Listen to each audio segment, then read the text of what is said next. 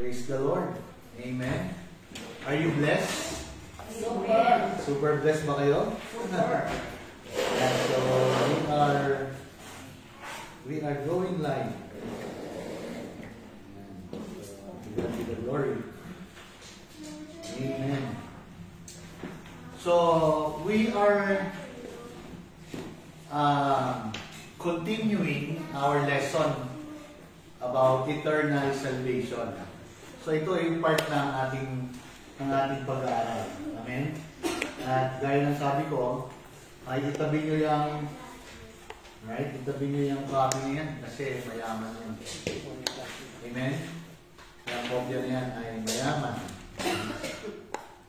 Parang malabo yata yung aking screen. Or camera. Malabo ba? Baka na lang ang issue. Alright. So, meron kayong notes, right? May mga notes kayo? Amen? So, yung walang notes ay, magsabi ng praise the Lord. So, lahat kayo merong notes. Amen. Amen. So, sabi ko kanina, mayaman yung notes natin. So, ang pagkakawak niya, mayaman din kayo. Amen. Wow. Thank you, Jesus. Amen. So, dito, just an introduction, okay, makikita ninyo. At nilagay ko na rin siya sa PowerPoint, okay? Dito, the writer of the book of Hebrews does use the term eternal. So, marami dito sa book of Hebrews yung word na eternal. Sabi dito, ano? And in that epistle, he does make lots of comparison. So now, let us consider a few. Tingnan nyo yung notes nyo, nakasulat yan dyan. So, para hindi ako mahirapan, nilagay ko na sa PowerPoint. Amen. So, sa ating mga online, welcome to our discipleship program. So, Hebrews 1, tingnan ninyo, verse 1, actually hanggang 3 ito, God, who at sundry times and in diverse manners spake in time past unto the fathers by the prophets. Verse 2, hath in these last days, no? Pwede nyo yung sulatan yan or guhitan. Yung inyong notes, maglagay kayo din ng notes dyan or mag-take note kayo. Sabi niyan, in these last days, yan. If I were you, guhitan nyo. Importante yun. So, kailan yung last days? Bago pa na isulat itong Book of Hebrews. Okay? Sabi dito, okay, or the day of the Lord, yung last day, spoken unto us by His Son, whom He hath appointed heir of all things, by whom also He made the worlds. Verse 3, who being the brightness of His glory, tingnan nyo yung paglalarawan dito sa Panginoon. Okay?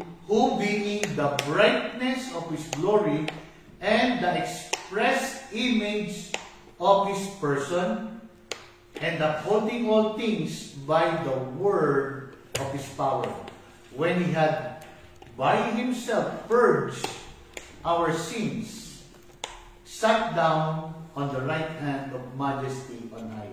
Alam niyo, napakaganda yung word ng purge. Okay? Yung purge our sins. Okay? Hindi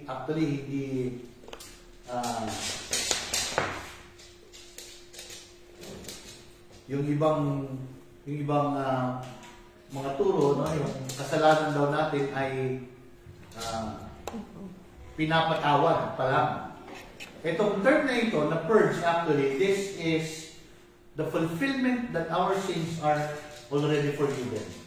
Amen? He purged our sin. So dito tayo sa ating notes. In His opening statement, He distinguishes the Son from the prophets of the Old Testament. Okay? Distinguish niya yung Son, ang Panginoong Jesus, and from the prophets of the Old. Right after, He distinguishes the Son from angels. So makikita niyo dito sa Book of Hebrews kung hindi binabasa. Meron niyan actually comparison. Jesus was compared to the angels, to Moses, okay, and to every other dito sa character dito sa Book of Hebrews. So, napakaganda niyan. They are servant creatures from men, for men. He is God the Creator who become a man. Tandaan niyan. He is God the Creator who become a man. Why? Tatanungin ko bakit? Tingin sa akin. Bakit kailangan, bakit sabi dito sa ating pag-aaral, no? That He is God, the Creator, who become a man. Nagkatawang tao. Why? To save us. Ano ba? Tandaan ninyo, di ba? God is invisible. Yung invisible, okay, becoming a man, nagkaroon ng ano? Ng visibility. Nakita nila. Okay? Nagkaroon ng visibility na reveal sa kanila. Okay?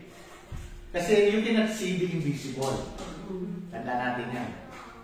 Dito makikita natin, in the Old Testament, hindi nila nakita ang face ng Panginoon. Even Moses. Okay? At dito lang, sa New Testament and also in this book of Hebrews, pinakita ng writer ng Hebrews that God, who is the Creator, became a man. Katulad ng sabi ni John. In the beginning was the Word, and the Word became flesh. Right? Nakita niyo, John 1:14. So that you just notes ninyo para meron kayong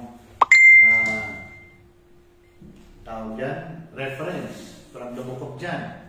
So the writer of the book puts angel in their rightful place. Now dito makikita natin sa book of Hebrews, sa ating mga pag-aaral, that the writer of Hebrews, yung trabaho ng angel, pinakita niya. Right? That angels cannot save. And angels also, okay, are, hindi sila yung nagmi-minister ng gospel. Hello? Hindi nagmi-minister ng gospel ang angel. Kasi kung nagmi-minister ng gospel ang angel, hindi na tayo kailangan. Does it make sense? Di ba? So sila, angels actually, okay, natututo sila sa atin. Hello? Okay. Tignan natin. Hebrews 1:7. And the angels, he saith, who maketh his angels spirit. So tandaan natin, God is spirit, angels are spirit, tayo din, we are also spirits. Amen? Kaya nga we are born again, where? In spirit. Right? So now, ngayon born again tayo, we can worship God in spirit and in truth. Okay? So we can worship Him in His identity. And worshiping God, kailangan natin makilala siya. Okay? In His character. So, importante yun. Why? Because, tandaan natin, singing is not worship. Alright? Hindi siya worship, yung singing. There is no Christian worship or Christian song. Nasabi nila, there is no Christian worship. Lahat yan ay awit. Alright? Makikita natin dito yan sa ating pag-aaral. Look at this. And his ministers a flame of fire, but to which of the angels he said he, at any time, sit on my right hand, until I make thine enemies thy footstool. So dito binabanggit niya, kailanman, o kaninong, hindi niya sinabi sa anghel na sit on my right hand. Okay? Why? This is for Jesus. Okay? they, verse 14, and are they not all ministering spirit, sent forth to minister for them who shall be heir of salvation? Tingnan niyo dito, meron nilagay. Sent forth to minister for them who shall be heir of salvation. Ano kayong tinutukoy dito? Tinutukoy, una, tayo. Pero meron binabanggit sa mga angel. Di ba?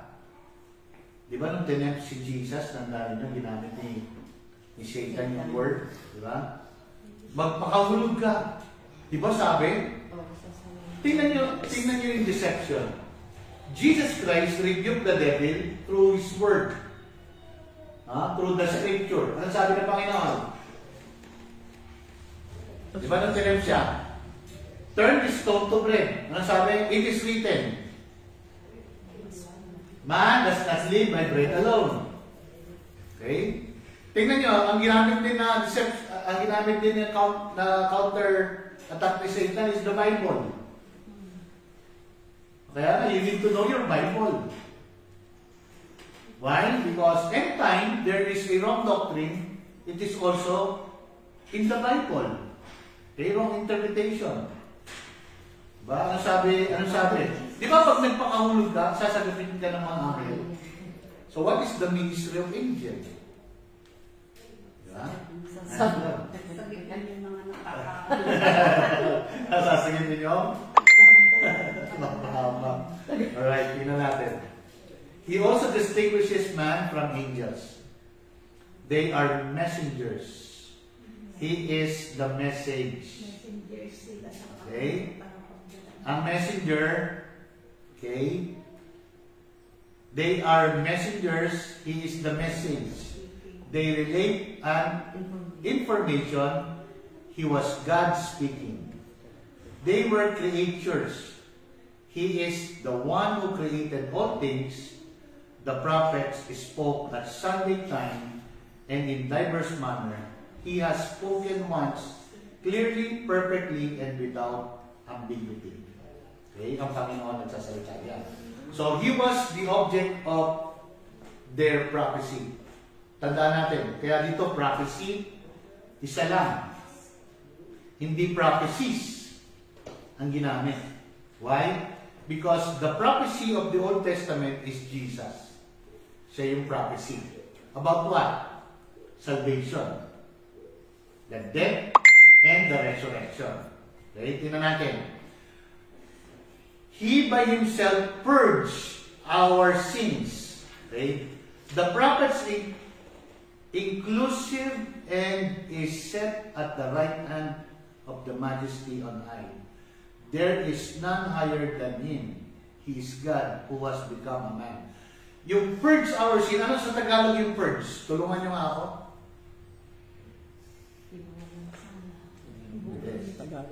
Sige nga, hanapin niyo yung purge. Okay, sige. Tingnan natin dito. He is God who has become a man. Tandaan niyo yan. Sabi dito, He continues this comparison all through Hebrews 2. Okay? In Hebrews 3, He highlights the high priesthood. Nasa opening pa lang tayo ng eternal redemption. Okay. Then later on, makikita niyo yan as we go on. To cleanse. Cleanse, no? Purge. So, ibig sabihin, hindi yan, okay, pakinggan niyo ako, tingnan niyo ako. Hindi yan ongoing process. Okay, hindi yan ongoing process. Ang ibig sabihin, He cleansed us once for all time.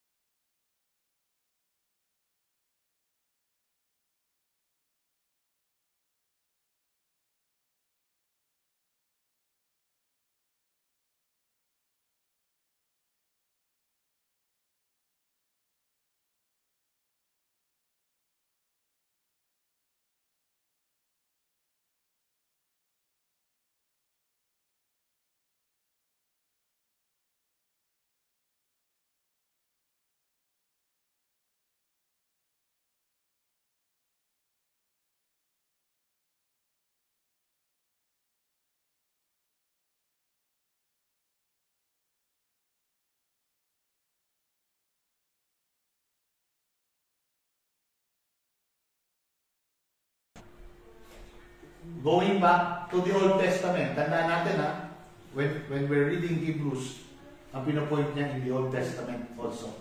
Comparison. Preach sila in the Old Testament, okay? But the word preached did not profit them. Why? Not being mixed with faith in them that heard it. So, hindi nila tinanggap yung preaching. Why? Because hindi sila nanampalataya. Right? In other words, the breadth of all that Moses said and did was an attempt to persuade the children of Israel with the gospel unto salvation. Okay? By the time he arrives at 11 or chapter 11, he gives a list of men. Tingnan ninyo. Sulat niya, chapter 11 yan, ng Hebrews. He gives a list of men and women who through the ages exercised faith in the Son through the utterance of the prophets at sundry time and in diverse manner. Okay. In Hebrews 5, ang bilis natin, Hebrews 5. Puro ano ba lang ito, introduction. He lets us see that the salvation that has always been on offer has never been one, okay? Has never been one to be temporal, rather eternal. Tingnan ninyo yung message ng Hebrews 5. Yung offering daw dito for salvation, okay, is not temporal but eternal. Hebrews 5 verse 9. And being made perfect, he became the author of eternal, guhitan nyo, eternal salvation, okay, unto all them that obey him. Makikita nyo dyan, the word obey actually is the same word ng faith. Okay? Makikita nyo, ginagamit ng Bible yung obedience. Okay? It is not by works. Tandaan natin. Yung obey dyan, hindi yung parang ikaw yung kikilos. Okay? You do something. But this obey actually is from the word faith. Okay? Those, he became the author of eternal salvation unto them, unto all of them that believe him. That is the other translation. Okay. The salvation he has made, he makes available is eternal. Available ba ang salvation para sa lahat? Hello? Hindi ba kayo? Yes. Why? Because he paid the sin of the whole world. Okay? Binayaran niya. Kaya nga, he purged our sin. Kaya sabi ko kanina, hindi ito yung process, no? Hindi siya yung continuous progression. But this is one time. Okay? A word that he uses 5 other times in that epistle. Okay? Yung eternal. Look at this. Hebrews 6:2. Of the doctrine of baptism and the laying of hands, and of resurrection of the dead and eternal judgment. Hebrews 9:12. Neither by the blood of goats and calves, but by his own blood, he entered how many? Once. Into where? Holy place. The holy place. Okay. Tanong ko sa atin. Where is the holy place? Ano yung picture nito? Tandaan niyo, anong picture nito?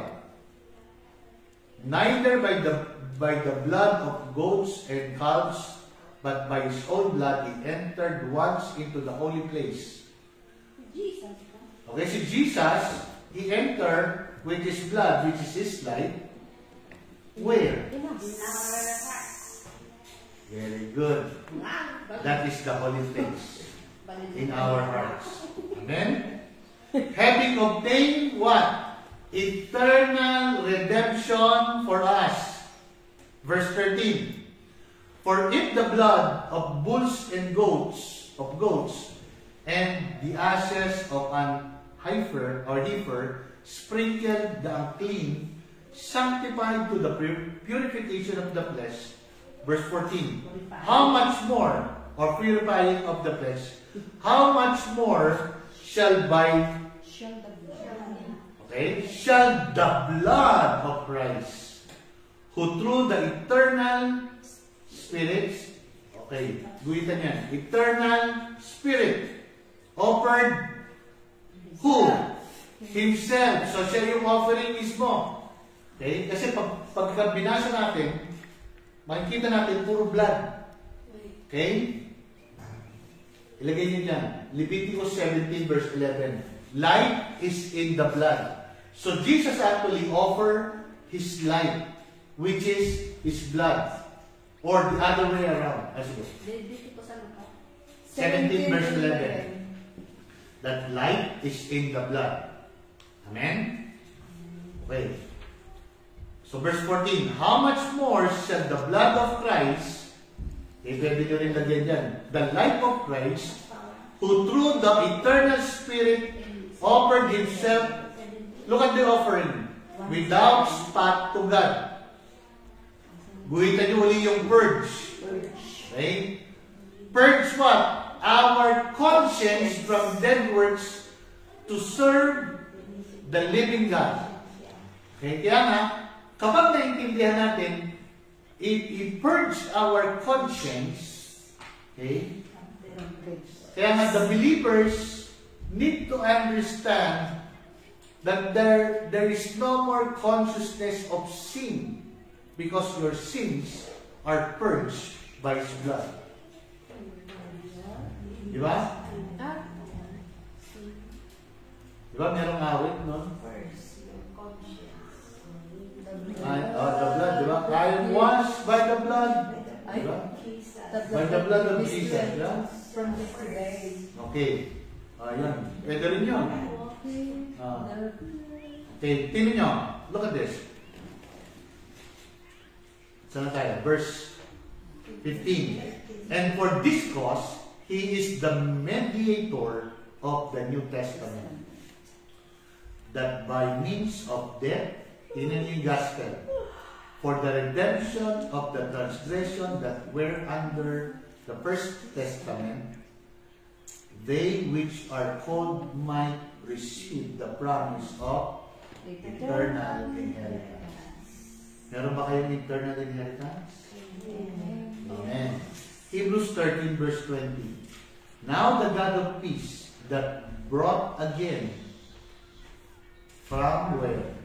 The dead, our Lord Jesus, the great shepherd, ulitan nyo, the great shepherd of the sheep. So yung pagkakabanggit dyan ng great shepherd of the sheep, ano makikita nyo from the old? Diba tanda natin? The Old Testament is a mystery, the New Testament is a revelation. Picture. Diba? Picture sa Old Testament where? Di ba sa the Lord is my shepherd, I shall not want. Saan yun? Sa Psalms 23. Diba? Kaya nga sabi ng Panginoon sa Luke 24, diba? Beginning at Moses and all the prophets and even the book of Psalms, they testified about me. Right? So dito binanggit that He is the great shepherd.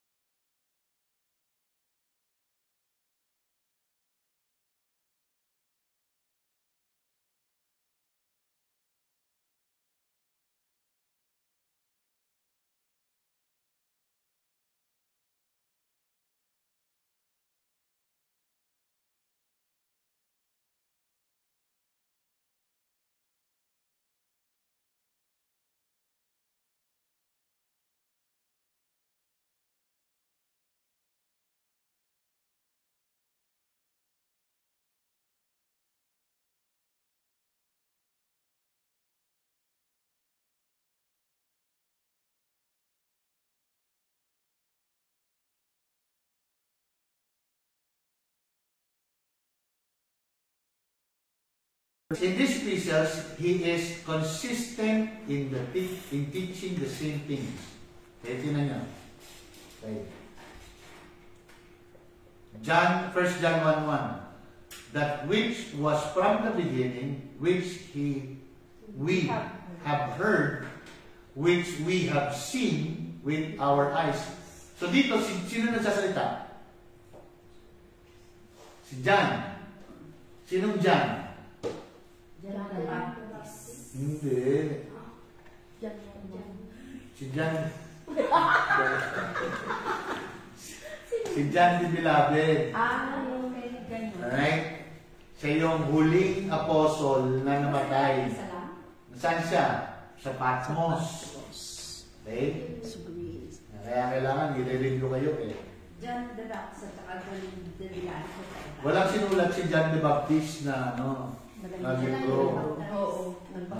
Siya lang yung nagbaptize. Pero wala siyang sinulat na libro. John the Beloved. So, nandiyan dyan yan. Ano sinulat niya? John, the book of John. 1 John, 2 John, 3 John. And ano pa? Revelation. Right? So, yan sinulat niya. Balik tayo dito. Which we have seen. So, siya, nakita niya, narinig niya, nakita niya, sabi niya dito, with our eyes, which we have looked upon, and our hands have handled the word of life. Tingnan niyo yung ginamit na term dito. Hindi niyo sinabi, we handle what? Jesus Christ. Pero yung ginamit yung term is what? The word of life. No? Si John ay consistent sa paggamit niya sa title na yon or sa pagbibigay niya kay Jesus noong word na word of life. Okay? Verse 2.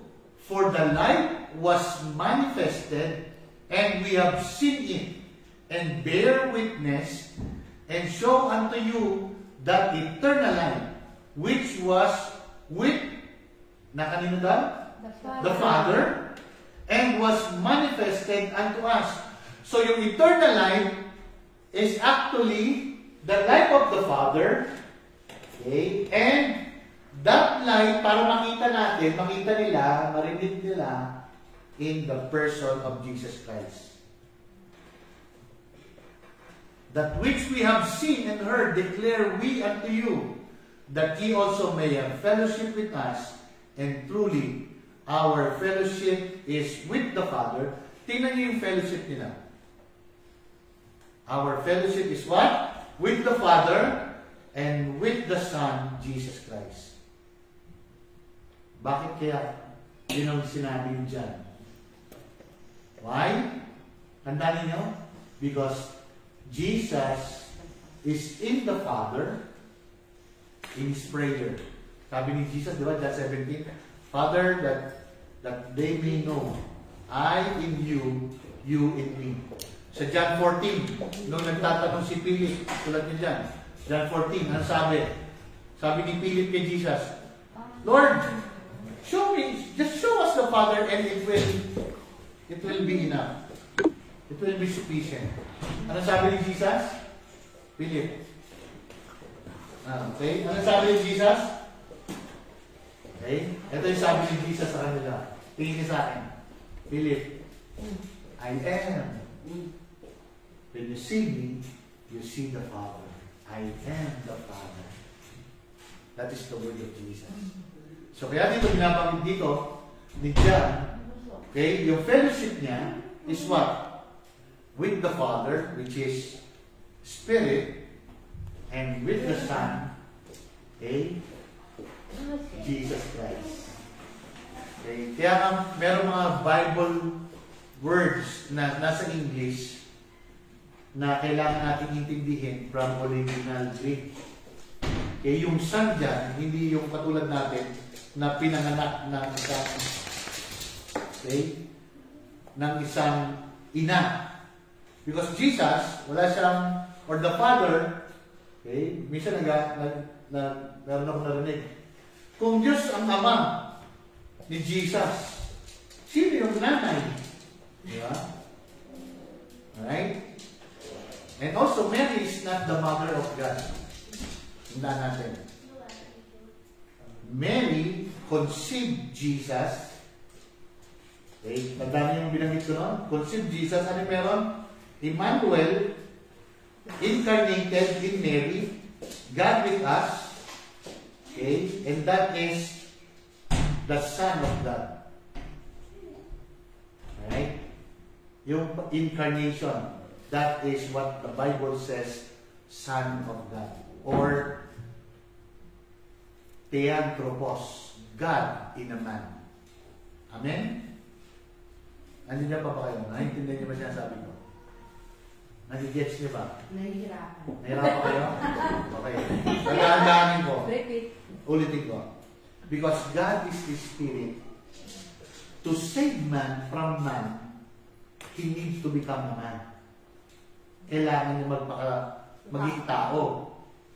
Okay? Because God, who is Spirit, cannot die. So, kailangan ng flesh or ng isang tao.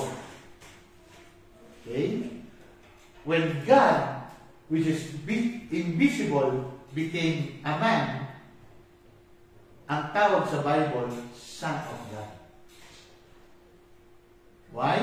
Because the Spirit of God is in the man. Okay. Okay? Now, or the Holy Spirit, okay, the Spirit of God is in the man. Sino man yun? Jesus Christ. Now, when we become born again, through the resurrection